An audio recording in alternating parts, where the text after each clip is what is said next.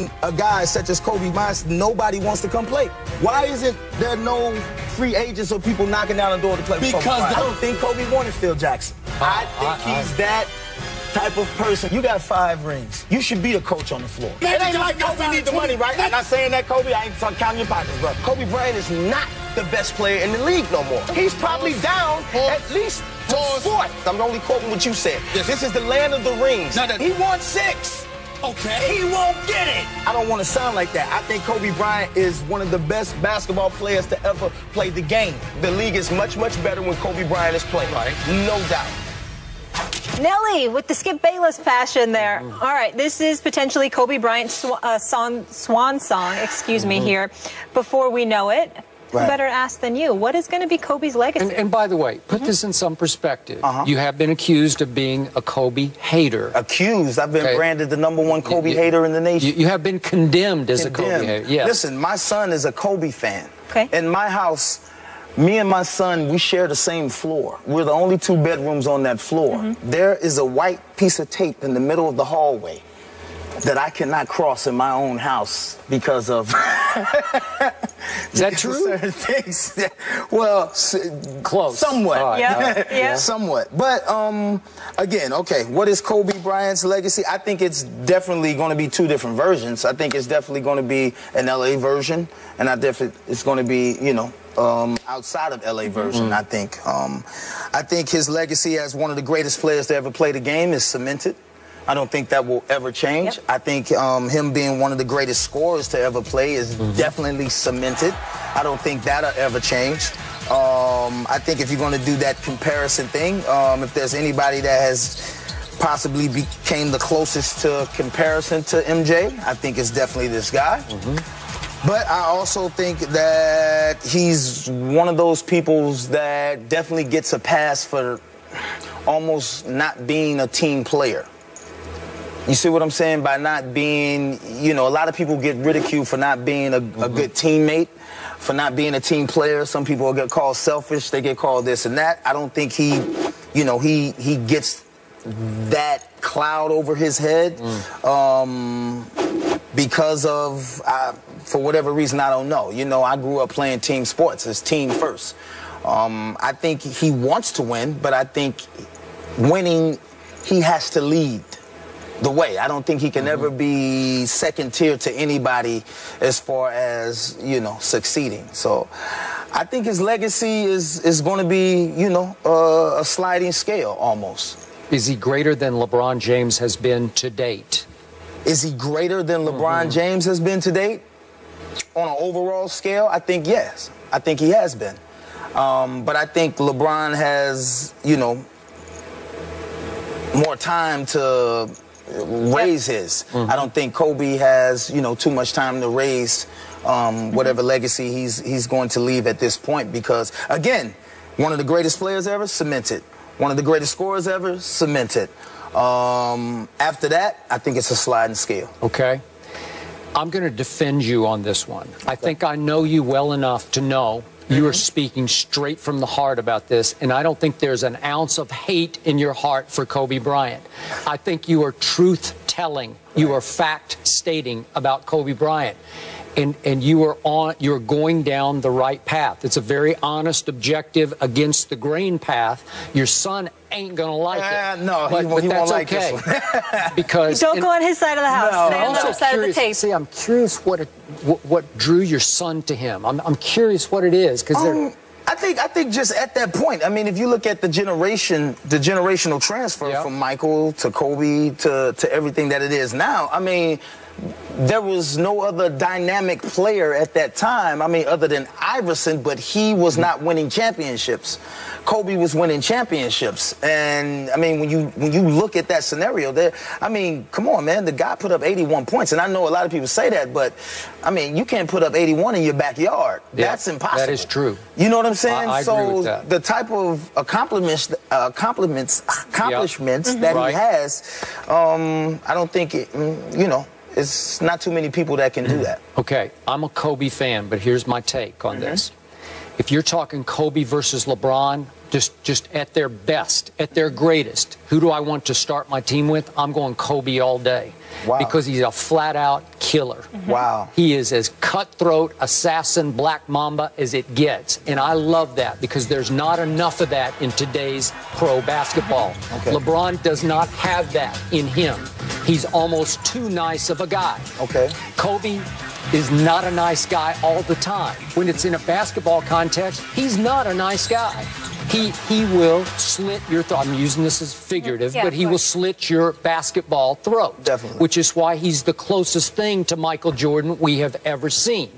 But Kobe, as you point out, is nothing but a solo act in a team sport. Solo act in a team sport. So I'm looking at the numbers. 6 of the last 8 full years that Kobe played, he led the league. He has led the league in shots attempted. He is going to shoot the rock. Right. He's going to jack it up. He is the highest volume shooter because he has no conscience. Greenest light, no conscience. He does not care about his teammates as far as how they affect his ability to win basketball games because he thinks he can do it. He can do it. Of course he cares about winning as long as he's the reason you won. Do you guys think that's because he feels that he can't rely on anybody else, that he has to take it on his back? He thinks he's better. He's so much better than anybody. He can't micromanage that. Yeah. Okay, but my point is to that. Delegate was the word I'm looking for. He can't. He's the only guy that I know that gets a pass for playing a team sport but not being a team player. Yeah. All around. Right. All around. He gets a pass for remember, that. if he were here, he would defend himself this way. When he decides to, he can average 10 assists a night. He has the basketball IQ to do it, but he doesn't always want to do it. But that's the point. Okay. The point is, like, I could tell you what I could do. Yeah. Well, some people just aren't capable. I can tell you what I could do. Okay. Where is it? Show it to me. Let me see it. Okay. Prove those people wrong. Go in there and average a triple-double. Or go average a double-double. Go average, show us. You can say anything. We know you have the capabilities to do it. We know you have the physical attributes to do it. I mean, you're a phenomenal athlete. But you can say, I could average 10, I could do. Yeah. Show us. You see what I'm saying? Nobody, listen, in all fairness, you know, I want to be the best artist I can be. That doesn't always happen when I'm done coming out of the studio and I present my work that night to the world. Everybody don't perceive it how I saw it. You see what I'm saying? Now, I can sit up there and go to an interview, man, I can make #1s like this all day. And somebody's going to say, do it.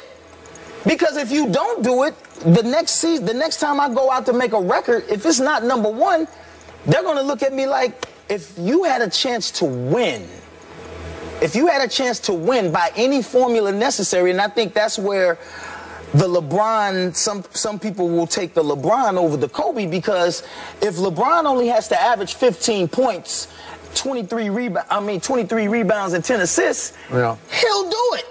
He'll do it. He doesn't have to lead it. So you're saying sometimes he hurts his team by wanting to do it all?